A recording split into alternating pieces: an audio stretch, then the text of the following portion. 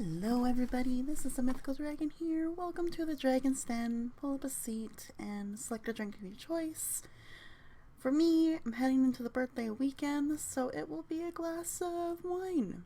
I think so. That might be a little lovely to celebrate 27 years of living on this planet. But hi, I unfortunately do not have much planned for today's episode. I had planned things, but never heard back from my guest, or did not have the time to prepare for anything because of that miscommunication and mishaps. So we are going to continue forward in the podcast from after this week with more prepared topics and discussions. So I apologize that this episode might be a little random, it might be a little short, we'll see how it goes, but let's just start talking about things. Oddly enough, I'm going to start with this because it's actually hit me a little hard and why it's delayed the podcast. The plans for my birthday are cancelled this year, actually. I had planned to meet up with some fellow ladies and Toastmasters to do like a spa day, basically. We were going to do our nails, do some face masks, drink, play games, and just have a really lovely time together. But that's officially been cancelled because of the rising COVID-19 cases in my city. The ladies did not feel comfortable with it, even if we were all vaxxed, and we are. They didn't feel comfortable with it because we are hitting over 1,100 cases a day. I think that's even gone up further since I last checked, so it's bad. The fourth wave is here, and I'm trying not to be that person to be like, fuck COVID and like fuck everything that's been going on this past year, but I'm at that point. Obviously, you can hear it in my voice. So I'm really disheartened. It means nothing is going on for my birthday this weekend, and it's so disheartening. I really had the hope and the hype for it, and now I really don't have any of that left, unfortunately. So I'm trying to find a way to work around it, see if I can do something else for my birthday. Who knows, maybe I might live stream, or I don't know, do something to keep my brain busy but also relaxed. Might be the ideal balance for that day. We'll see. I'll have to let you guys know if I want to stream anything. It might be an interesting return to streaming if I do so. But yeah, it's disheartening, and I'm really, really tired of COVID in general. I didn't really want to talk about COVID or my stance on it and like vaccinations and things like that, but I'm at that point where I'm gonna voice it. I'm voicing my opinion right now. If you can get vaccinated and you're healthy enough and you get the flu shot every year but you don't want this one, just do it. Get your vaccine. Get vaccinated. Like, that's my stance right now. I normally do believe in free will. People can choose and things like that, and the consequences will come with that however they may be. But would you rather be safe than sorry? Wouldn't you rather be able to see your friends and family? It's like, just get vaccinated. Like, a lot of these vaccines are getting FDA approved and like are actually proving to be a lot good for us. It's not fully preventative. We do see people, of course, still getting cases and still getting COVID despite having been vaccinated. And that's a scary thought for sure, but just, I don't know. I'm so over the excuses at this point, and I know that's a really hot take to start this podcast off with, but I'm over it. Yeah, I don't even know what else to say. It's just, I'm so over this pandemic. I'm feeling quite done and like weighed down, broken. I'm so tired, everyone. And I realize coming out strong with an opinion like this is not necessarily a great way to start a podcast, but when the emotions are high and you're feeling quite kicked down and low, they're there, like the opinions are there, the strength is there behind your convictions. So there's that. I also don't know if anyone knew this per se. Let's just change topics because fuck COVID. I've been teaching for a company called VIPKid for, I guess, 2 years now almost. Yeah, 2 years, because I started it when I was living with my roommates Tim and Helen in the UK. So yeah, 2 years ago. And unfortunately, China. So these are. Well, let me explain the company first of all. VIPKid. So it's teaching English as a second language to kids in China. It's been a really wonderful experience, and I've got a regular student who is absolutely lovely, and I get to see her again this weekend, or tomorrow, I guess. Yeah, not even the weekend, tomorrow, for a lesson, and it's been a really great experience. You learn a lot about ESL training and teaching through this platform, and it's really great. How it works is that you open up your time slots, and classes are 25 minutes each. So you open up time slots based on that. So basically a 30-minute time window. And you set your availability to however you can based on like their availability too, because of the time difference. And you sit there and hope and wait for students to book you or parents to find you and book their kid for you. And I haven't had a lot of success on VIPKid lately, only because I've taken a little break from trying to get bookings at this point, but I've decided to reopen it because unfortunately China passed some new regulations that will prevent these North American companies to offer the service to their kids.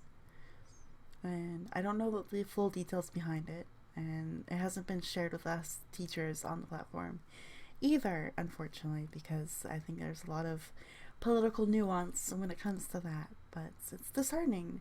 They've now changed it to we cannot teach on the weekends, and we cannot teach during the holidays or summer break, so we can only teach Monday to Friday now, and even then they're looking at that might change. So it looks like parents can still sign their kids up with whatever package they've purchased for the program, but after that, they most likely will not be able to be renewed those services, or they will not be able to buy further packages after that. It's looking like almost a full shutdown. And I'm very disheartened by this because I've been really enjoying it. I work overnights now, so the nights that I don't work, I can open up time slots basically from like a midnight to 6 a.m. basically, and I could teach. I'm available to do that, but not really anymore. So I just got this like renewed energy to get back on the platform and teach again. Also for some extra income because things are very, very tight. And when I say like I can't celebrate my birthday this weekend, I legit mean I can't. I can't afford anything. So that's another reason why I went back on this platform. But I'm very frustrated. I don't know why the country chose to regulate this service. We've had a lot of great feedback from parents and even the learners that this has helped them with their studies in school, and they've been doing really, really well. I'm not sure what happened there, and it's a really sad decision for the country to make. But I'm hoping VIPKid will find a way to diversify. They started this process a little bit over the summer. I didn't take advantage of it because I was busy and I don't know, life, I guess. COVID, that's you. Where they offered like reading books to children in America. So like it was more of like a North American time zones. And so we had that service, which was really great. But now they're looking to diversify further and try to find other countries willing to take on the service and the package, and maybe even expand their employer base too, because so far a lot of the platform developers and the program developers and the program heads and leads and CEO and such are mainly based either like in China or America. So they're looking to expand, which is really good news. We're hoping that they can. But that will take time, of course. So now I'm sitting here going, okay, I've got at least 2 lessons booked with my favorite students. I'm going to make it the best that I can, really enjoy it, have a lot of fun with it, and see what else can happen. If I can keep teaching a couple kids here and there before everything runs out, or what will happen. So it's an interesting development, a sad one, because I do like this platform a lot. And it was one of the first supplemental incomes that I had while living in the UK that was really, really great to have and for me. It's disappointing that it's come to this. We'll see what happens. I'm also I did renew my contract despite knowing that this all might shut down completely. But the reason why is because I am also working on trying to be fully certified with my TESOL certificate, so Teaching English as a Second Language Online certificate.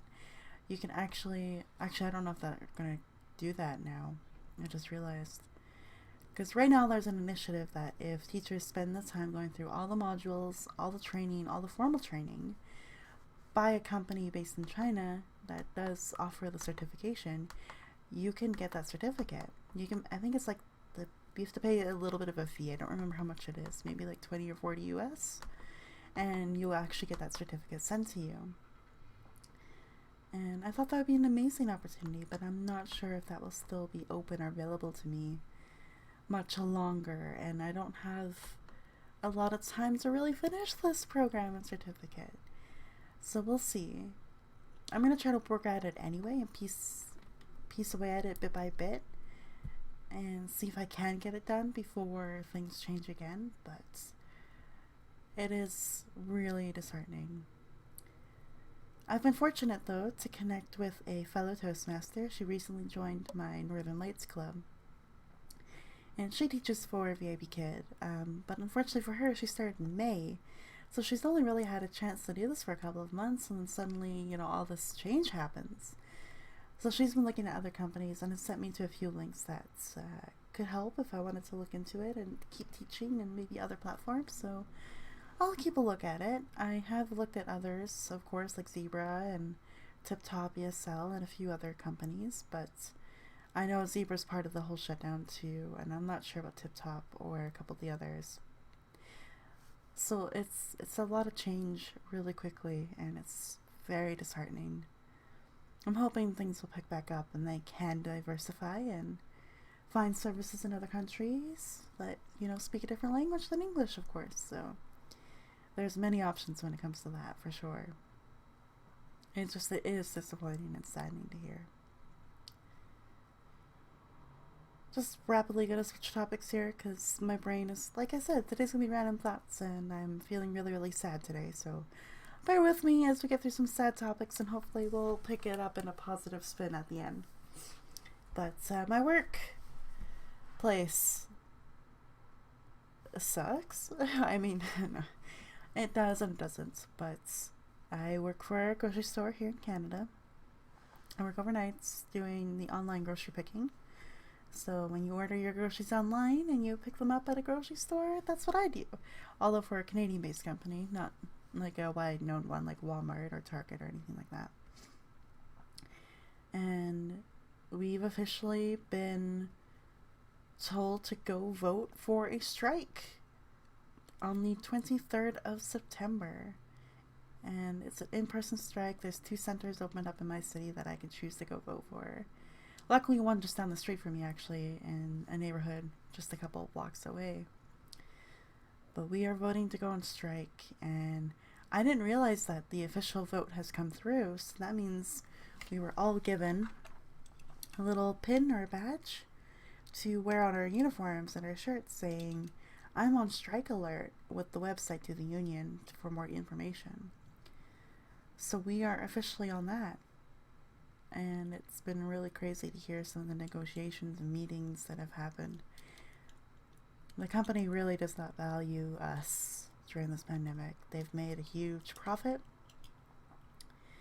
And because they've realized how much they can make, they want to make more, naturally, because as soon as you hit the highest of the high, you want to keep reaching for even higher than that. That's usually how most businesses function and work nowadays.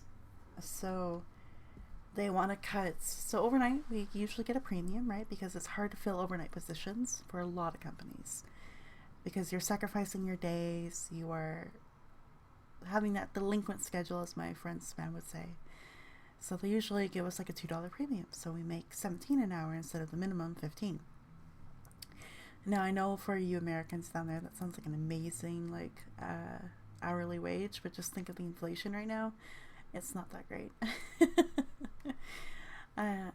But we get that premium, and then there's also like a Sunday night premium where we gain an extra $1 an hour, I think, for Sunday premium, something like that. They want to get rid of all that.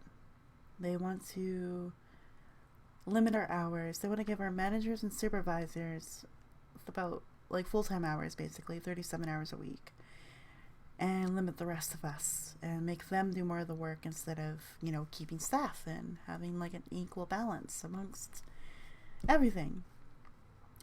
So that's been 2 points that I've been really disappointed with. There's also been discussions of getting rid of full-time employment for regular staff, so like me, and also some benefit stuff looked really, really wonky to me at one point.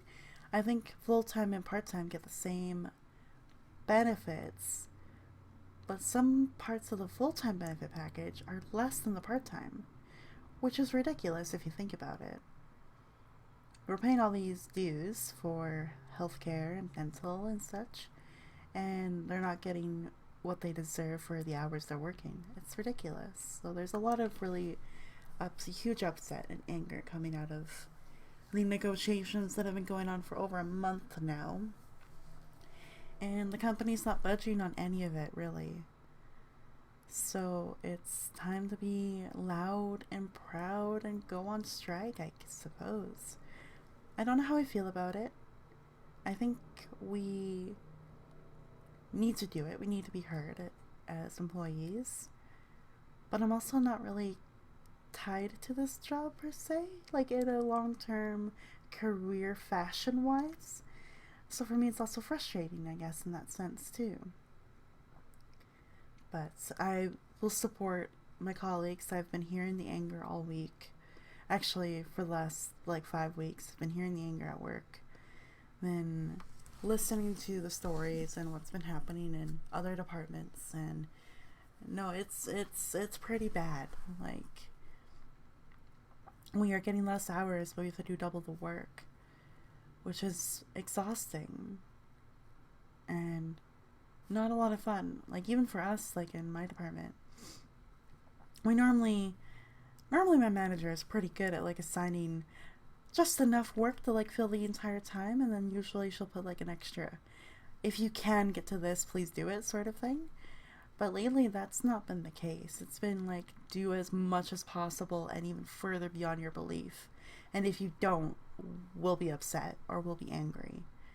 So even the managers have shifted their tune and the attitude towards us, so it's quite rough. And I feel so bad because this week I've had to take care of 2 time slots for orders. So that's 10, 10:30, 11, 11:30. So those 4 time slots technically. And that's 12 orders that I have to pick. And normally it's just like, okay, pick the GRC, and if you can, fridge freezer. Like, those are we've split up in zones. So grocery is like your dry goods, like cereal, pasta, sauces, canned things, that stuff. And then we have fridge freezer, which is like, milk, fries, pizzas, all that like frozen stuff and fridge stuff. And I'm like, yeah, that's manageable. Like, I could probably maybe do a little bit of that. But now she wants us to do all of that dry goods, all the fridge and freezer stuff, and the produce for 12 orders in 4 hours. And it's just nearly impossible, like physically impossible to do that. because we have to pick by zone. So we have to go first do all 12 orders in the dry good zone, then do all 12 orders for fridge and freezer. You can usually do both together because freezers, not people don't order a lot of frozen food unless you're the one customer I had last night who ordered 30 items for freezer, which was crazy and took 2 full containers to fill. But anyway, and then produce is also like split into 2 zones itself, because there's the like apples and bananas, grapes, and like the dry goods that you don't really put in the fridge usually, or it's usually counter stuff. Potatoes, for example, carrots, that kind of thing. And then there's fridge stuff, so like your fresh lettuce, basil, radishes, cauliflower, peppers, that kind of thing. That's fridge. So it's a lot to do. That's 36, technically 36 orders, and we take about 6 per run. That's 6 runs. If the orders are small enough for it. 6 runs in 4 hours, and it's nearly impossible. So I've been feeling the fatigue a lot this week, actually, which is also why this podcast isn't full of vocal variety and like things I've learned in Toastmasters, because I'm pretty worn out, like completely, because I've been trying to work as hard as I can to get as much done as I can to please managers who really just don't give a shit. So yeah, it's rough. It's pretty rough work environments. I'm trying to look for other opportunities still, like always. I've stopped looking for a while though, because I had a promising opportunity at my sister's work actually. So here we go. Let's go on the positive uptrend for this episode now. So my sister, she works for a company here in the city that supports displaced youth. So they have a really awful relationship with their parents, and now they're homeless, or they got kicked out, or, you know, a variety of other things that go on. Or maybe they've been put into social services for whatever reason, like those kind of youth. And so she supports them on like a one-to-one basis. Usually that's kind of her role. But there are also group homes. So there's like set homes throughout the city that will take these youth in, care for them, feed them, offer like a nice, comforting, counseling, safe space basically for these youth. And one of the group homes that she's been a relief worker for, they are looking to hire. And so apparently my sister talked me up to this one manager that she's met, because she's been a relief worker there. And based on like that discussion, she would hire me in a heartbeat. So my sister and I sat down and did the full application form, cover letter, everything a couple weeks ago. And I just have to be patient and wait. The group home is very busy, and they're understaffed completely. Like, they're relief workers, so these are usually people who are on call that will come in and work a week or 2 for someone who's on vacation or has to leave for whatever reason. Yeah, no, those relief workers have been working full time for like a month now because of the loss of staff. So they definitely need staff. So I just have to wait patiently, wait for that phone call to come in. But I'm hoping it actually goes through. Like, they've had a lot of applicants, and they have a lot of positions to fill. So I have to try to keep positive, and that like my application will get there, it will be seen, and it will happen. Maybe. Who knows? But it would be a really great opportunity to go back and work with youth directly. I know it's not a teaching role. I won't even really be teaching them anything, but I'll be there as a support. I will be there to kind of counsel them, do some paperwork, take care of the house a little bit, so I get to do some cleaning and cooking for others, which is nerve-wracking, because I think I'm an okay cook for myself. To cook for others will be a whole other story, so I'm hoping they have prepared recipes that I can just follow, and it's stuff that the youth will like, and it'll be okay. But, look at me, I'm already talking as if I had the job. I need to be careful with that. I always seem to set my expectations really, really high just to have them completely dash. So I need to be careful of that, manage my expectations. Reality, the manager has a lot of applications, so I might not get it. But there's a possibility that I could get it. So I have to hang on to like that balance. I have to look at it in both ways to manage my expectations and not to feel heartbroken, because yeah, been there, done that. I'm over it. But yeah, that's a potential opportunity I have there.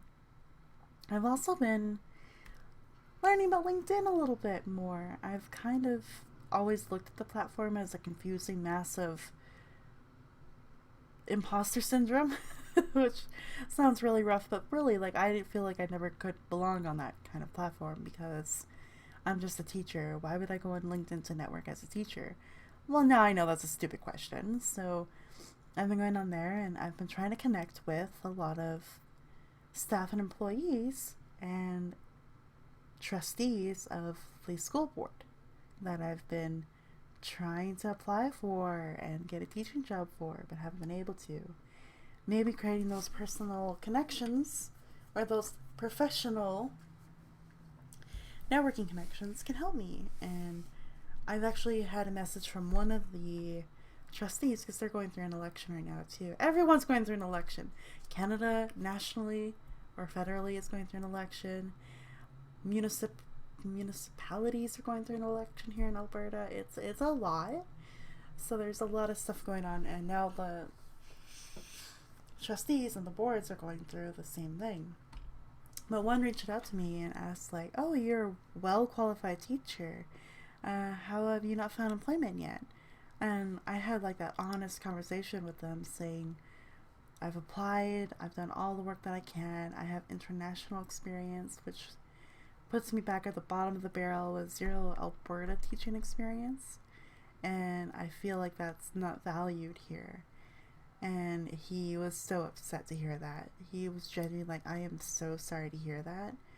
That's bullshit. If you have international experience, you know more about education systems than Alberta trained teachers. You know what it's like in the UK to teach. And so he's like, I want to hear from teachers like you so I can build my platform and really vouch for like the lack of jobs and the loss of teaching jobs throughout the pandemic.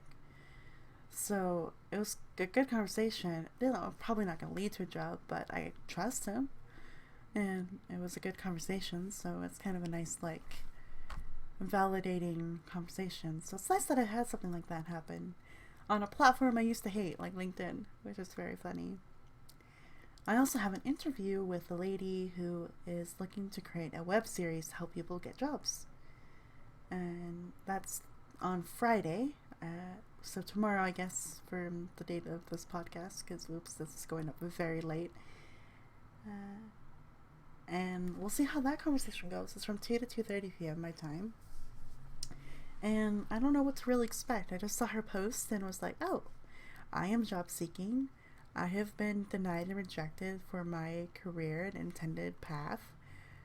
So yes, I want to connect with her. So we'll see how that goes. Looking forward to it. It might be, who knows, there could be an opportunity from that. I hope there's an opportunity that comes from that. Or even just to feel, again, supported and validated, because I don't get that a lot in my life, man. Validation, support, love, people wanting to talk to me, it's not that often I get that. Besides Toastmasters and my sister. Those are really the two avenues I have. And Daryl. I'm sorry, Daryl.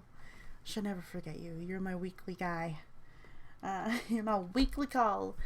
But, yeah, so, I don't know, I'm enjoying LinkedIn. I'm feeling a little bit of the hope and intrigue and connecting and networking a bit. So, we'll see how that goes. It's been hard to learn it, though. I'm still struggling to figure out, like, what is appropriate? What is not appropriate? This is like a professional Facebook, so you can't really be all like, hee, that's so cute. You have to be like, oh, I really enjoyed this. I hope you will enjoy it too. And like really rephrase how you think and word things from a typical social media platform to this. So it's been an interesting experience for sure. Now, I'm running out of topics to talk about.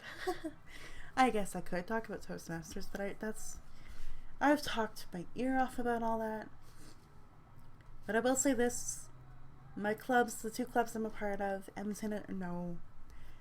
wrong club, Northern Lights and Core Development, we are having open houses in September, which has kept me very busy because Northern Lights open house is September 18th.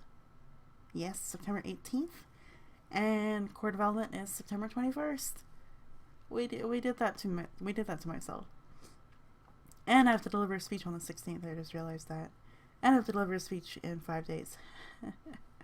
Oh boy, Toastmasters is very busy, but we are very busy planning an excellent open house. We are hoping to build our membership in both clubs, but particularly Core Developments, because we are hitting a deadline that's really scary, basically. We have to find 2 more members before September 30th. It's already the 2nd. We have 28 days. We're hoping that the open house will do that for us. We are trying to advertise and share everything everywhere that we can, basically, to try to bring in membership. So if you're interested, check out the Core Development website below. We meet at 8 a.m. Mountain Standard Time, or Mountain Daylight Time, I guess is where we're at right now. Mountain Time! There you go, Mountain Time Zone. So it'll be 10 a.m. East Coast, and oh gosh, math, 3 p.m. UK time. So there you go. There's a wide spread of times that we meet, and it's for 1 hour only. It's not that long. So if you want to come and work on your communication skills or public speaking skills in general, because that's a scary thing for many people, we can help you with that. We meet virtually. We're not in person right now, so if you want to check it out, the link's below. We're having a lot of fun planning it. A lot of stress planning it, but we're having a lot of fun with it. Yeah. I think that's where I'm going to leave it here. I'm very sorry again, everyone. Normally I try to put these podcasts up to an hour just to keep it consistent, but again, I've been sort of let down with guests and topics lately, so I'm going to rework my plan and my schedule for the podcast, and I'll be back better than ever next week. Just you wait and see. I believe in myself, so I hope you believe in me. But thank you for listening, and I will see you guys in the next episode. Take care, everyone, and goodbye.